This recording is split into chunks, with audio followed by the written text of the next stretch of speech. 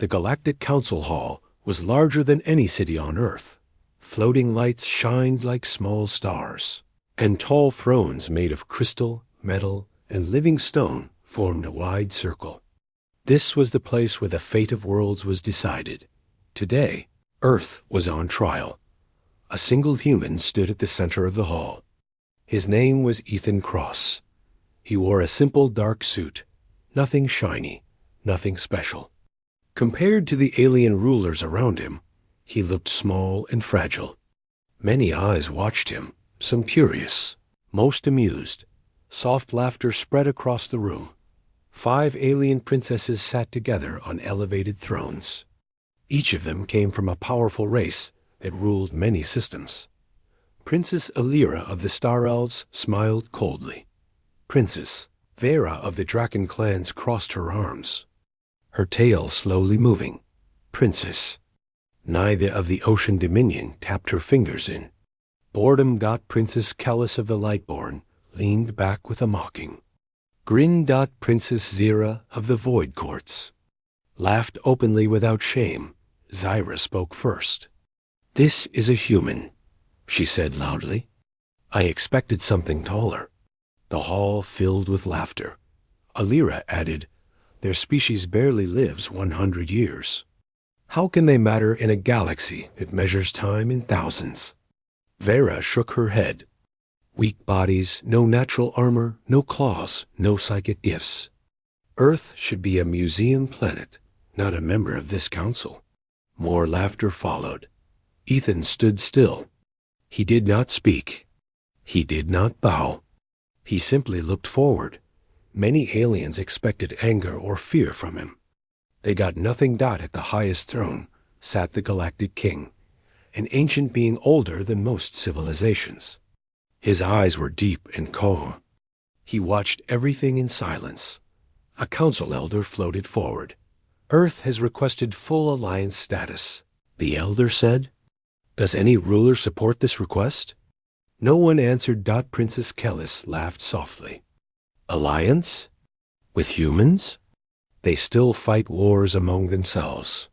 Neither smiled. "They poison their own oceans.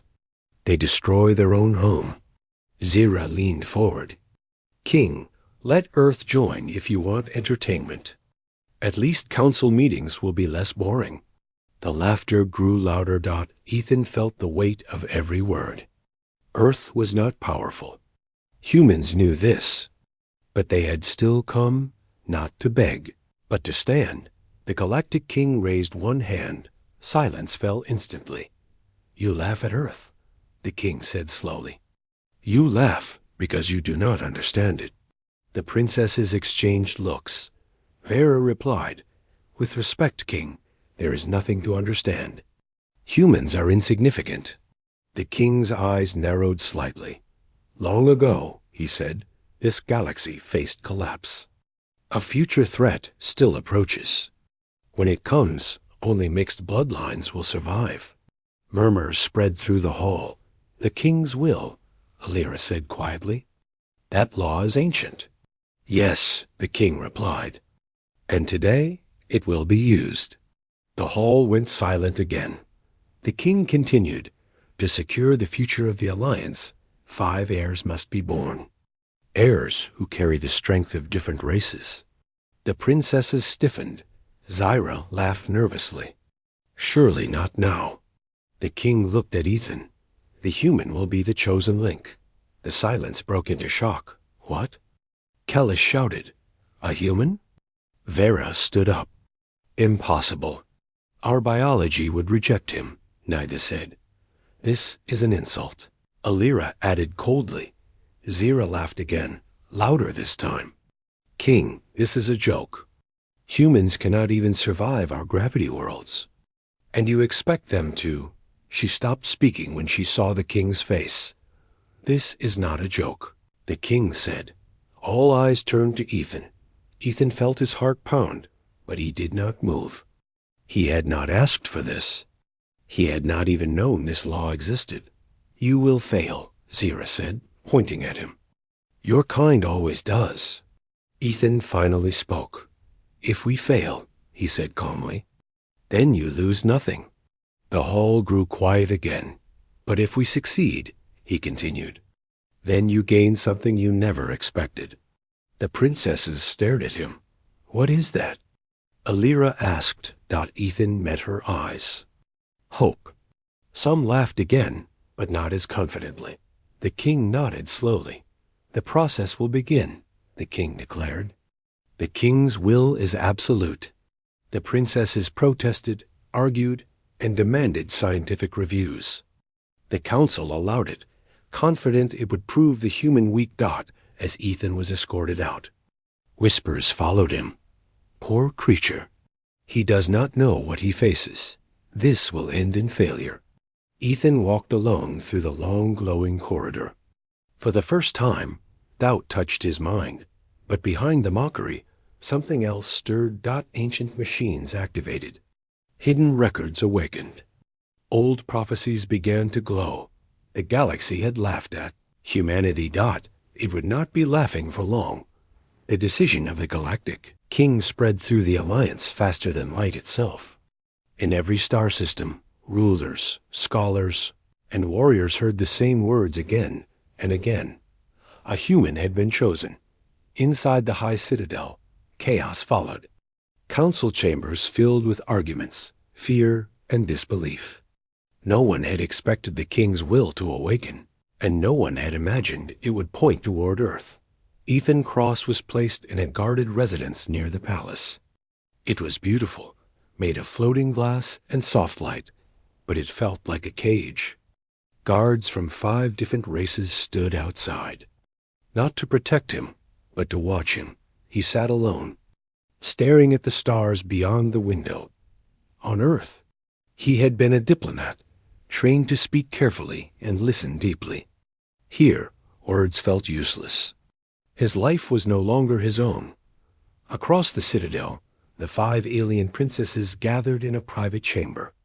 The mood was tense. This cannot be allowed, Princess Alira said, her voice sharp. The king's will is old, outdated. Princess Vera slammed her clawed hand against the table. My people will never accept a human connection. Princess Nitha spoke more softly, but her words cut deeper.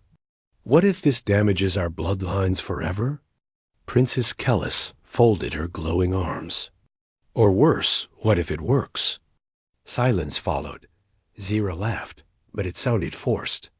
You are all afraid of a human. How amusing. Alira looked at her. Are you not? Zira did not answer. Soon the scientists arrived. The best minds from every empire stood before the princesses. Massive holograms appeared, showing human biology beside alien forms. This is impossible, one scientist said. Human DNA is unstable by galactic standards. Another added, their cells adapt too quickly. It creates unpredictable results. A third spoke in a low voice. Or miraculous ones.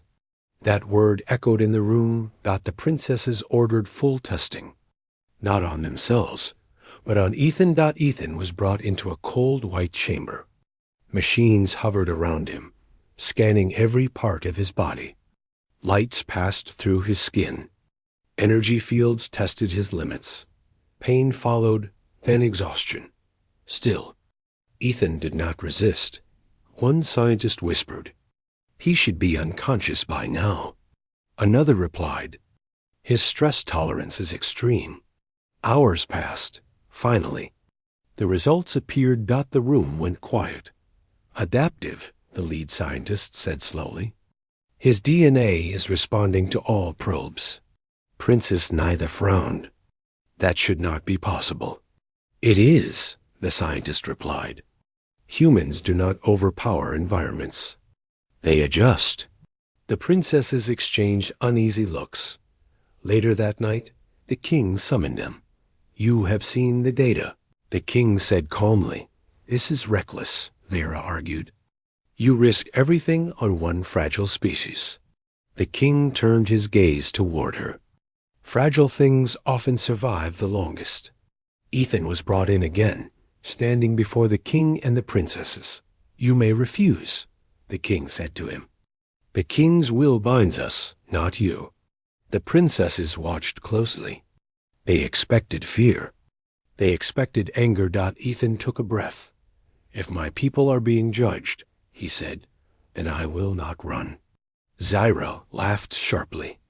Brave words for someone with no power. Ethan looked at her. Humans survived without power for most of our history. That answer stayed with them. The preparations began. Private chambers were assigned. Medical teams worked day and night. Rituals older than recorded history were prepared, mixing technology and tradition. Still, doubt filled the air. Secret meetings took place among other alien empires. If this succeeds, one ruler said, humans will rise too fast. Another replied, then we must ensure it does not succeed. Whispers of sabotage spread. Inside the palace, the princesses began noticing small things. Ethan always asked if others were comfortable before himself. He listened more than he spoke. When mocked, he remained calm. Princess Alira watched him closely. He does not act like prey, she said one night. He acts like someone who expects pain. Neither replied. Zyra scoffed. Pain breaks humans, or shapes them, Callus said quietly. Then came the first shock. Medical alarm echoed through the citadel. Scientists rushed through glowing halls. The princesses were summoned at once. The lead scientist trembled as he spoke. There has been a reaction. Everyone froze. The human's biological markers have changed, he continued. Not weakened, enhanced. The room filled with silence. This is too early, Alira whispered. The king closed his eyes slowly. History has begun to move, he said. Far away. Hidden forces watched and prepared. The galaxy had laughed at Earth. Now it was starting to feel afraid. The alarm echoed through the high citadel like a warning from the past. Lights changed from calm blue to deep red. Guards rushed through halls that had not seen panic in centuries. Inside the medical chamber, Ethan lay on a floating platform. Machines hovered above him, their symbols flashing rapidly. His breathing was steady, but something inside him had changed. The scientists did not speak at first. They only stared. Princess Alira arrived first. Her calm mask was gone. What does the reaction mean? She demanded. The lead scientist swallowed. It means the human body has entered a state we have never recorded. Princess Vera followed, her heavy steps shaking the floor. Explain clearly. The scientist pointed to the hologram. His cells are not resisting alien influence. They are learning from it. Princess Nida felt a chill move through her body. Learning how fast? Too fast, another scientist said. Faster than any known species. Princess Callus stepped closer to the display. What about compatibility? The room went silent. Zyra arrived last. She looked amused, but her eyes betrayed her. Well, she said lightly, is the human breaking apart yet? No, the scientist replied. He is stabilizing. Zyra's smile slowly faded. The Galactic King entered the chamber without sound. Every being bowed. Speak, the king said. The process has begun on its own, the lead scientist said. Without rituals. Without commands. The king looked at Ethan. Then the will recognizes him, the king said quietly. Across the citadel, doors sealed. Private channels shut down. No one was allowed to leave. Still, the news leaked. On distant worlds. Fear spread. He is changing, one alien ruler whispered. If this continues, humans will no longer be small. Another replied. In the shadows between stars. A secret council gathered. We cannot allow this to finish, a dark voice said. The future must remain ours. Back in the palace, the princesses were ordered to remain under observation. Medical teams checked them repeatedly. At first, nothing appeared unusual. Then Princess Nida felt dizzy. She sat down. pressing her hand against her chest. "I feel different," she said. Scans began immediately. The results appeared slowly, too slowly. The scientist's voice shook. "There is a change in Princess Nitha's internal structure." Alira's breath caught. "Say it clearly. She is carrying a developing life." The room froze. "That is impossible," Vera said. "It is early," the scientist replied. "But the signs are clear." Zira laughed loudly. "Lies. One mistake does not mean." Another alarm sounded. Princess Kellis staggered back, her light flickering. Then another. Princess Alira felt her heart race. Within minutes, the truth could no longer be denied. All 5 princesses were reacting. All 5 showed the same impossible result. Silence crushed the room. "This should not exist," Alira whispered. Zyra's voice trembled. "Humans were never supposed to be compatible." Ethan slowly opened his eyes. He felt weak, but aware. He saw the fear in the room and understood nothing. "What happened?" he asked. No one answered at first. Then the king spoke. "The galaxy has crossed a line," the king said. "There is no turning back now." The princesses were moved to secure chambers. Guards doubled. Shields activated. Fear replaced mockery. Outside forces began to move. A transport ship exploded near the outer defense. Ring. Sabotage. They are testing our response. A commander reported. Inside her chamber.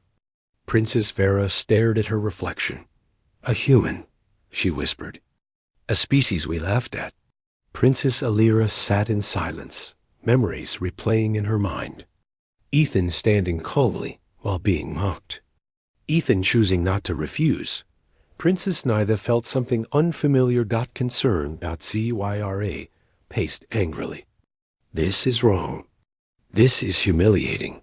Kellis looked at her. "Or historic." Zyra stopped.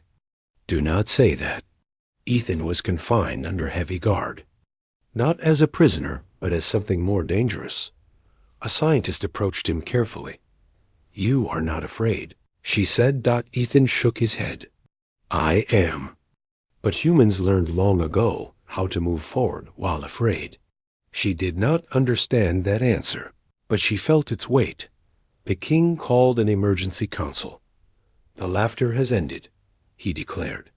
"Any attack on the human or the princesses will be treated as an act of war." Some rulers obeyed, others prepared weapons. Hidden fleets gathered in silent space. Ancient machines awakened fully now, responding to a future they had been built to protect. Old records unlocked themselves. One message repeated again and again. When humanity is mocked, the change begins. In the quiet of the citadel, Ethan stood alone by the window. For the first time, he wondered if survival was still possible, not just for himself, but for the galaxy. The galaxy had changed. Laughter no longer echoed in the high citadel. It had been replaced by whispers, anxious looks, and quiet fear. The 5 alien princesses were confined to separate chambers. Though separated, their minds felt the same shock. They were no longer in control. The human, Ethan Cross, had become more than a mere diplomat. He had become a symbol. Ethan walked through the glowing halls of the citadel, escorted by 2 guards from each alien race. His footsteps echoed softly, yet the sound felt heavier than it ever had on Earth. Every glance he received carried suspicion, fear, or thinly disguised admiration. Princess Alira watched him from her chamber. At first, she had wanted him to fail, to prove the king wrong. Now, she could not deny it. There was something in the human that did not break under pressure. Even when subjected to tests and scrutiny, he remained calm, measured, unshaken. Vera, sitting on a throne that had once felt secure, felt an unfamiliar chill. "He moves like a shadow we cannot catch," she whispered. "How can someone so small command presence?" Meanwhile, far beyond the citadel, enemies of the king plotted. Hidden fleets crept along the edges of star systems, watching, waiting. One such fleet transmitted a coded message. The human is the spark. Remove the spark before it spreads. The galaxy must not change. Back inside, subtle acts of sabotage began. Power fluctuations, minor system failures, and strange malfunctions haunted the Citadel. At first, the staff blamed each other, but soon it became clear someone outside had begun testing defenses. Ethan was not unaware. Though he had no weapons, no superpowers, he could sense tension. He walked calmly through each corridor, observing, listening, calculating. He had learned long ago that survival often depended on understanding threats before they arrived. Princess Nida was the first to notice the subtle changes.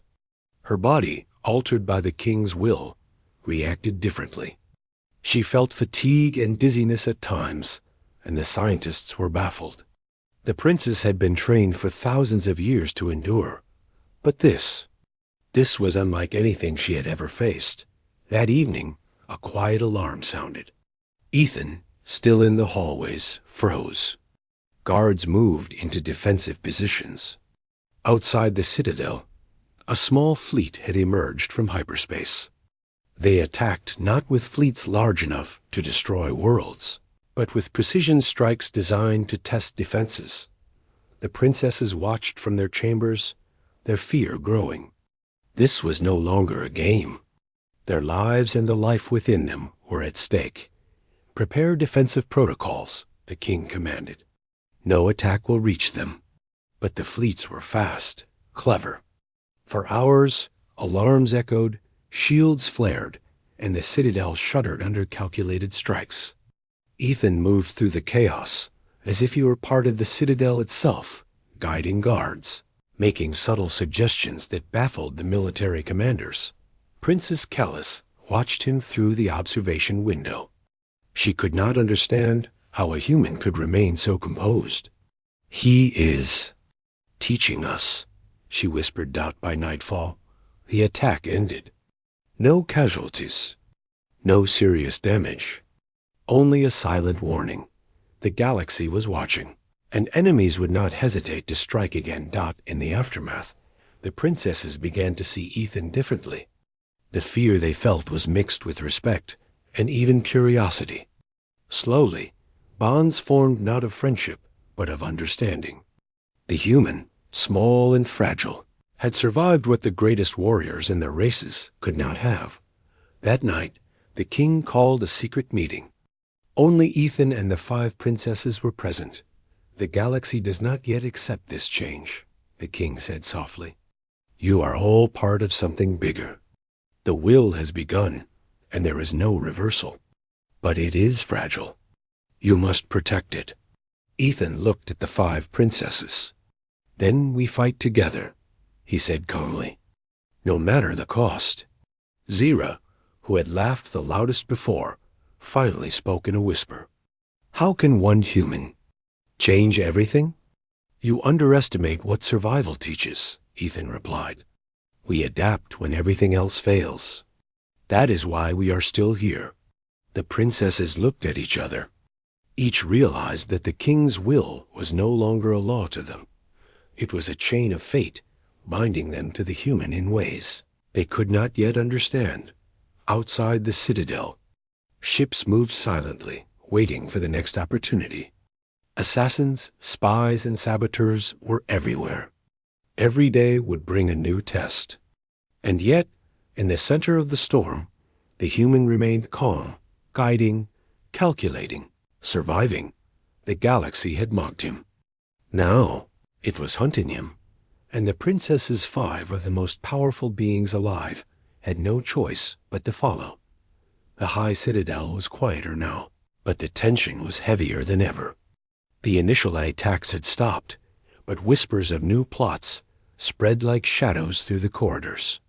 Every ship in orbit, every fleet in nearby systems, watched Earth's champion and the 5 princesses dash carefully.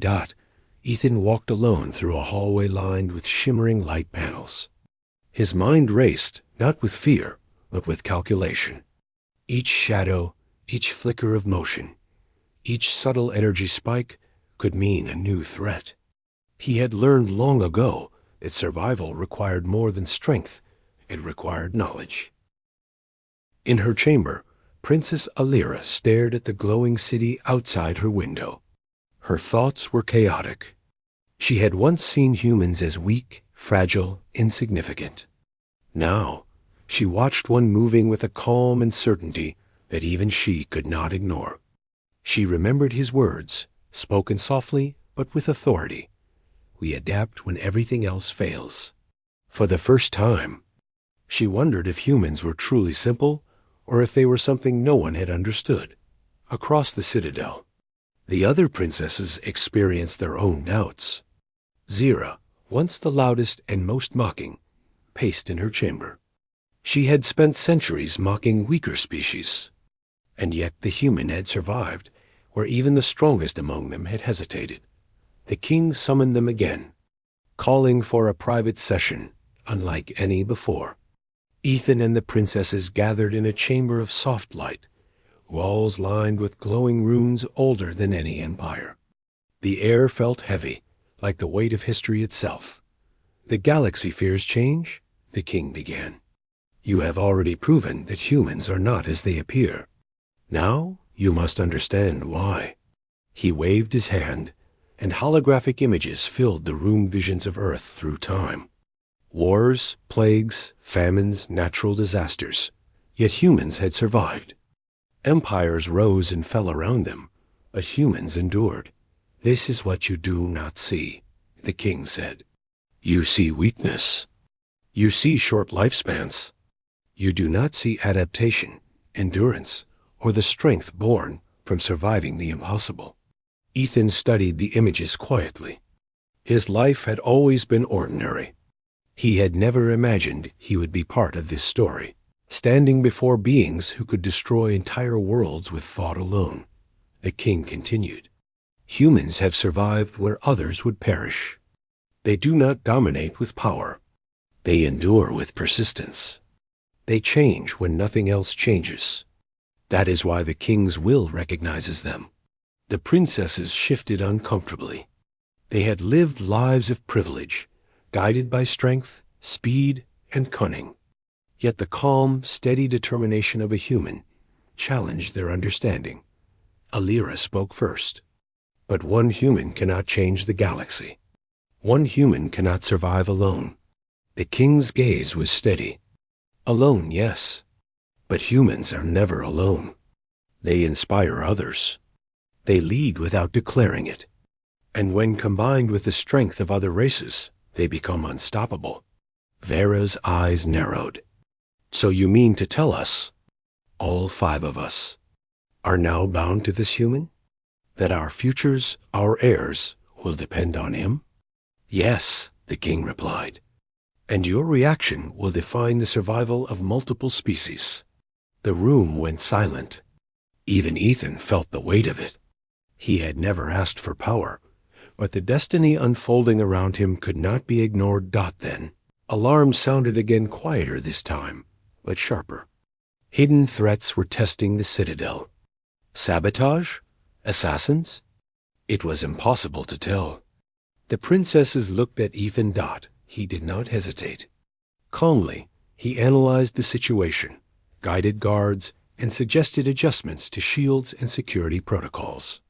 Each action was precise, measured, and effective. Princess Callis finally whispered, "He is teaching us without words. We follow because we must, not because we want to." Zira's laughter, once harsh and mocking, was gone. "He is dangerous," she muttered. "Not because of power, but because he survives everything." Hours later, the chaos passed, but the lessons remained. Each princess realized that their pride, their experience, even their centuries of strength, could not match the quiet adaptability of a human. In the following days, the king permitted them limited interaction with Ethan. They were not friends. They were not allies. But each encounter revealed something new. Ethan never demanded respect. He never asked for trust. Yet, with every careful word, every measured action, he began to earn it. He explained small things about humanity, how humans adapt to famine, illness, war, and loss, how they build, create, and rebuild, how their strength often came from surviving what should have broken them. Princess Nytha, once distant and proud, admitted quietly to Alira, "Perhaps we underestimated them." Not just him, all of them. Alira nodded slowly. "And perhaps we laughed at the wrong species." But the galaxy was not patient. Outside forces were growing restless. Fleets moved, eyes watched, and whispers of conspiracy spread to every corner of space. Ethan, aware of every subtle change, every shadow, and every movement, knew the coming days would demand more than patience. They would demand courage, strategy, and an understanding of human adaptability that no alien species had yet learned. And the five princesses, once arrogant and mocking, now faced a terrifying truth. They had been wrong. The human they had mocked was not weak. He was the spark of a force the galaxy had never imagined. The Galactic Council Hall was more intimidating than ever. Every corner of the vast chamber was filled with representatives from hundreds of star systems. Their eyes gleamed with suspicion, curiosity, and thinly veiled hostility. Today, the future of the galaxy would be tested not by war, but by intellect, strategy, and will. Ethan Cross stood at the center of the hall. His hands were clasped behind his back, his posture calm, yet his mind raced. Every movement, every glance from the counselors carried potential danger. Every whisper could hide a trap. He had faced physical threats before, but today he faced the full judgment of the galaxy. The five princesses sat together on elevated thrones. Each was tense, proud, and wary. Their reactions had evolved since the first tests. Respect mingled with fear. They no longer laughed at humans. They were watching one, alive, defying every expectation. The lead counselor floated forward, a being made entirely of light and shadow. "This trial is simple," the counselor said. "You must demonstrate the worth of humanity in a galaxy where only power matters. Your intellect, your judgment, and your adaptability will be tested. Fail, and the king's will is nullified. Humanity is dismissed. Succeed, and your species gains recognition that no empire can deny." A murmur spread through the hall. Many thought the trial was impossible. They did not understand that Ethan's strength was not in brute force, psychic ability, or centuries of experience. His strength lay in observation, adaptation, and reasoning. The first challenge began. Holographic simulations filled the chamber. Wars, natural disasters, diplomatic crises, and technological breakdowns played out at impossible speeds. Ethan had mere minutes to make decisions that would save lives, prevent conflicts, and stabilize systems. The princesses watched him carefully. At first, they doubted he could keep up. Yet, with each decision, Ethan's choices were precise. He predicted outcomes, balanced variables, and found solutions that no simulation had accounted for. He was calm, methodical, and human. Outside the chamber, whispers turned into stunned silence. "He sees things no one else notices," one alien counselor said. "He understands patterns faster than our AI networks." Zira, once the loudest mocker, leaned forward. "How is he doing this?" She whispered to Kellis. "This is impossible." Kellis shook her head slowly. "It is not impossible. He is human. He adapts." The second challenge was psychological. The council unleashed agents trained to provoke anger, fear, and confusion. Threats of destruction were projected around him. Holograms of the princesses under attack, entire fleets annihilated, planets collapsing. Ethan faced them all without flinching.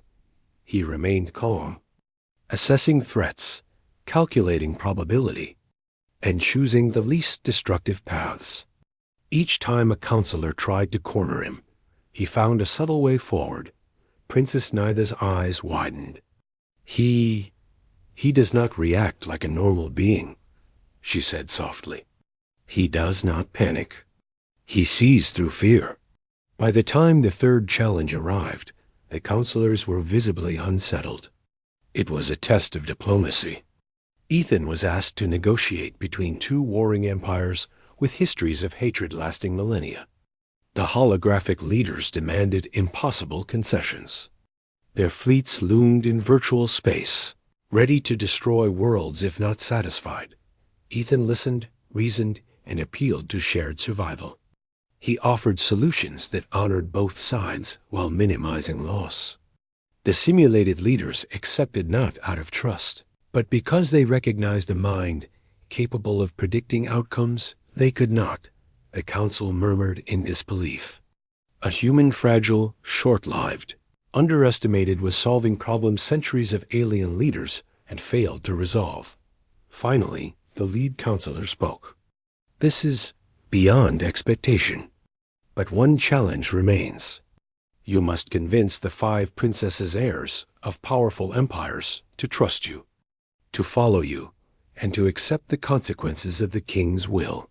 Fail here, and all else is meaningless. The 5 princesses rose from their thrones. Each looked at Ethan with intensity. They were not just rulers, they were warriors, scholars, and beings who had never bowed to weakness. Ethan stepped forward calmly. I do not ask for your trust blindly, he said. I ask only that you see what I see. Humanity survives not by strength, but by endurance. We move forward when others hesitate. We adapt when everything changes. And together, we can protect what must be protected, the future of the galaxy. The princesses studied him. Silence filled the chamber. For minutes, no one spoke. Then, one by one, they nodded not in submission, but in understanding. Princess Alira, the first to mock humans, spoke. I see now. You are not what we expected. You are something more. Vera added softly. The galaxy underestimated humans, and we nearly repeated that mistake. Zyra's usual laugh did not come. She only nodded. Perhaps we have much to learn.